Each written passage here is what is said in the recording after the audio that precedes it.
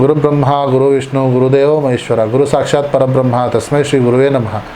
ನಮಸ್ಕಾರ. ನಾನು ನಿಮ್ಮ ಪಂಡಿತ್ ಲೋಕನಾಥ್ ಭಟ್ ಮಾಡುತ್ತಿರುವಂತಹ ನಮಸ್ಕಾರಗಳು. ಆಗಸ್ಟ್ 17ನೇ ತಾರೀಕು ನಾಗರ ಪಂಚಮಿ ಮುಗಿದ ನಂತರ ಈ ಕೆಲವೊಂದು ರಾಶಿಗಳು ಜೀವನದಲ್ಲಿ ಒಂದು ಶುಭ ಫಲ ಅನ್ನೋದು ದೊರೆಯಲಿದೆ.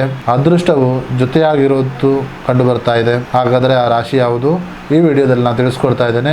ಈ ವಿಡಿಯೋ ನಿಮಗೆ ಇಷ್ಟವಾದಲ್ಲಿ ಈ ವಿಡಿಯೋಗೆ ಲೈಕ್ ಕೊಟ್ಟು ನನ್ನ ಚಾನಲ್ ಆದ ರಾಯರ ಭವಿಷ್ಯಕ್ಕೆ ಸಬ್ಸ್ಕ್ರೈಬ್ ಆಗಿ. ಮೊದಲನೇ ರಾಶಿಯಾಗಿ ವೃಷಭ ರಾಶಿ. ಹಣಕಾಸಿನ ಸ್ಥಿತಿ ಸುಧಾರಣೆ ಆಗುವಂಥ ಸಾಧ್ಯತೆ ಇದೆ. ಉದ್ಯೋಗ ಹಾಗೂ ವ್ಯವಹಾರದಲ್ಲಿ ಒಳ್ಳೆ ಬೆಳವಣಿಗೆ ಅನ್ನೋದು ಕಾಣ್ತೀರಾ. ನಿಂತಿರುವಂತಹ ಕೆಲಸಗಳು ಮತ್ತೆ ಪುನರಾರಂಭ ಆಗುತ್ತದೆ. ಎರಡನೇ ರಾಶಿಯಾಗಿ ಕನ್ಯಾ ರಾಶಿ. ಬಹಳ ದಿನಗಳಿಂದ ಕಾಯುತ್ತಿದ್ದ ಒಂದು ಶುಭ ಸುದ್ದಿ ಇವಾಗ ಸಿಗಲಿದೆ. ಕುಟುಂಬದಲ್ಲಿ ಸಂತೋಷದ ವಾತಾವರಣ ಉಂಟಾಗುತ್ತದೆ. ಹೊಸ ಅವಕಾಶಗಳು ನಿಮ್ಮ ಬಾಗಿಲು ತಟ್ಟುವಂಥದ್ದು ಸಾಧ್ಯತೆ ಇದೆ. ಇನ್ನು ಮೂರನೇ ರಾಶಿಯಾಗಿ ಕುಂಭರಾಶಿ.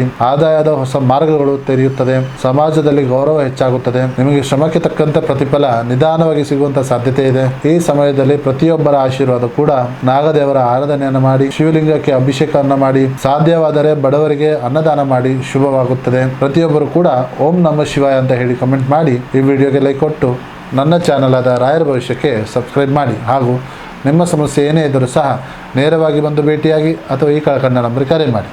ಧನ್ಯವಾದಗಳು.